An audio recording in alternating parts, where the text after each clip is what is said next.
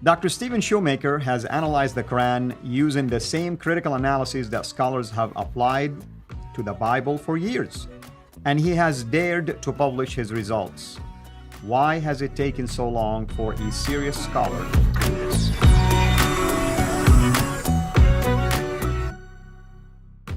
We named this series in honor of this book, Reading the Quran by Stephen Shoemaker. Today we're going to address the issue of fear.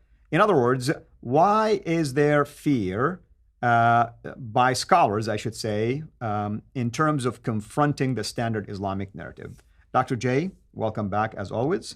And I think you and I alluded to this fear in the past. Why do you think there's this fear of confronting the standard Islamic narrative, even from an benign academic approach? Well, there are many reasons for it. I think if we're going to get into that, I think we need to first start with what Shoemaker is saying. Again, we want to make sure that we keep on track with Shoemaker. And Shoemaker quotes this, and he brings this up as a real problem. He says this on page 2 of his book. Modern scholarship on the Quran, with some notable exceptions, has been largely governed by traditional Islamic views on the Quran. Traditional are what we know the standard Islamic narrative. That's the hadith, that's the tafsir, that's the tahrik, and the sirah, those 4 genres.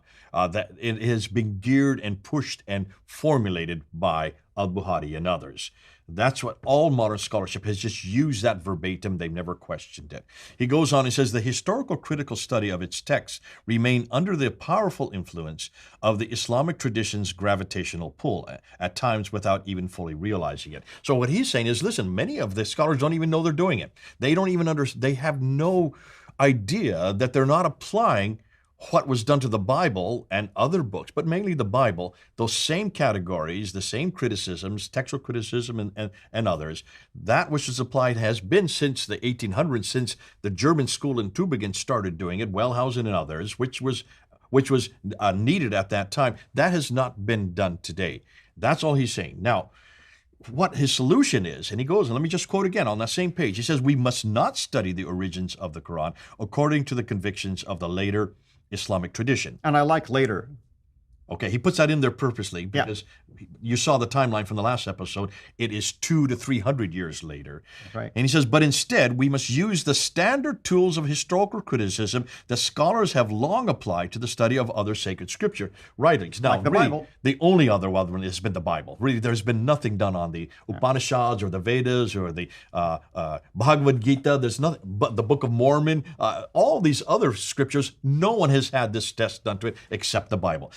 I don't know why he didn't say the Bible there. He's saying other writers because there may be some minor studies that have been done on them. So that's why he's saying this needs to be done to the Quran. Yeah, and if you remember, Jay, at some point he would say it's almost like any Islam, I should say, in any religious studies program, you find like 2 tracks, one focus on Islamic studies and one focus on everything else. It's almost like instead of doing the same thing, there is always this bias or this fear, and you do something different when it comes to Islam versus other religions. And what has happened is, unlike any other area of study, you start any scientific area, any study of humanities, any study on even religious texts, there has never been a kickback by anybody from within that tradition against what they're saying. In fact, most people say, if you find something new, for heaven's sakes, publish it, and they get peer reviewed.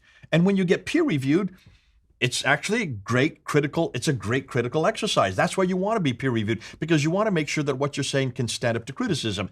And nobody has bothered that except when it comes to Islam.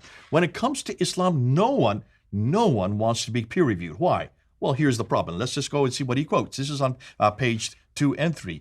Many contemporary Muslims object to non-Muslims taking their sacred text and subjecting it to independent critical analysis based in another intellectual tradition that is markedly different from their own faith perspective. Already, can you see a problem there? Yep. So it's the Muslims who have objected to anybody applying a critical analysis on it. And when they object, suddenly people recoil. Why do they recoil? Well, it's the usual standard. He continues on. It strikes the Muslims as offensive.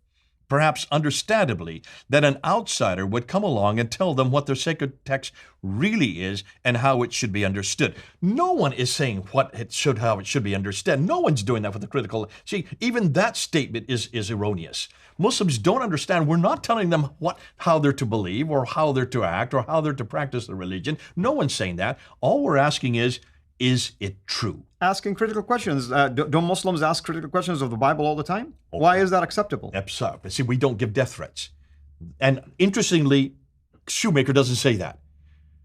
He can't even say that. And I said, well, Shoemaker, say exactly what you mean. Look at the Taslima Nasreens of the world, or the Salman Rushdies of the world, or the Taha Hussein. Look what's happened to these guys from within the Islamic tradition. They're Muslims themselves. Look and see what has happened to them when they've been critical of the Quran. They've lost their lives, or they've been attempted. Look at Salman Rushdie a few weeks ago. He almost got killed for a book that he wrote in 1988. This is 2022, and he almost got killed a few weeks ago. This is the problem that all academics have. They don't want to end up like Salman Rushdie. They don't want to end up like Taha Hussein or Taslima Nasreen. Or Ghanuchi. There's so many names you could add to that. Or any of us you and me, in fact, look at the death threats we get just by asking simple historical questions of Muhammad and the Quran and Mecca. Look at all the death threats. Look at the comments we get on our YouTube channels.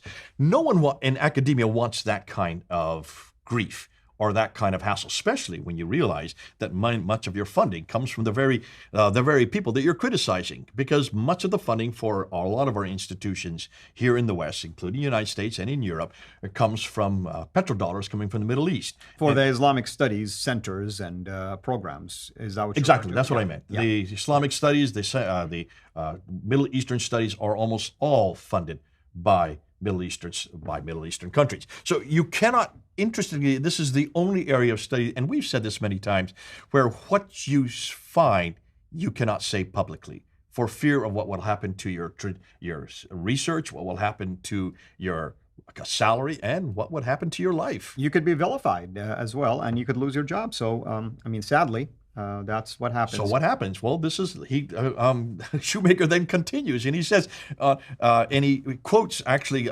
Lincoln in 2007 about censorship. And Bruce Lincoln says this. He says, with the possible exceptions of economics, our religious studies in Islam is the only academic field that is effectively organized to protect its putative object of study against critical examination. Well, that's it right there. It is the only place I know of any other study where you cannot say what you find, or you cannot publicly publish what you have researched. That's right. Well, I hope everyone is noticing how interesting this video series is going to be, and also how interesting many of these quotations that we are reading for you from this book. So what do you think we are going to address, or what are we going to focus on moving forward from here? Well, moving forward, I want to know where this self-censorship came from. Where did this idea that we can't critically analyze, we can't use critical historical material on the Quran or on Muhammad or on the place itself. Now, it's obviously that this must have started from somewhere or someone. Shoemaker answers that question. He's going to go and he's actually going to put his finger on who that someone is. It actually started with one man in the last century. But I'm not going to say who it is yet. You're going to have to see the episode, because I agree with them. When I did my doctoral thesis, this came out, I did a whole half a chapter on this guy and others who said the main thing. But it was this one man that actually was the impetus that created this environment, which in some ways came out of necessity because of the reality that exists on the ground. Mm-hmm. But yet, when he was talking, this reality didn't exist. Radical Islam hadn't really shown its face. We didn't have the Al-Qaedas or the Boko Harams or the Al-Shabaabs. We didn't have ISIS back then in the last century. So it's fascinating that he came up. I'm kind of getting ahead of the ball, but I want to show you this is something that's not recent. This is something that didn't just come by happenstance, and it didn't come by the situation, the reality that's happening that we have today, which is much more critical, which is much more dangerous. It happened in a time when there was an environment, a very benign environment, which is absolutely surprising. However, We do need to unpack it. We do need to go to this individual. We do need to see what he said, and we need to say how is it and why is it that became such a hugely important ethos of what then we're seeing represented right across the boards, not only in the United States, but in Europe, in fact, in almost all of our Western academic institutions. Amen. Thank you so much. And thank you everyone for tuning in. Hopefully you will watch the continuation of this video series and you will enjoy the many quotations and arguments and even our own opinions in relationship to many of the contents that we will be addressing. With me here in studio, of course, to unpack all of that, not just today, but continuing on with this series, is our dear brother, Dr. J. Smith. Until next time, have a blessed day. Thank you for watching this video. Be sure to like and subscribe to our channel, Sira International, and click on the bell so that you receive notifications whenever we publish a new video or go live. I would also like to appeal to you to consider becoming a Patreon patron by clicking the link right below. By doing so, you can give towards the production of these videos. There are also other options for you where you can give to our channel. I thank you from the bottom of my heart.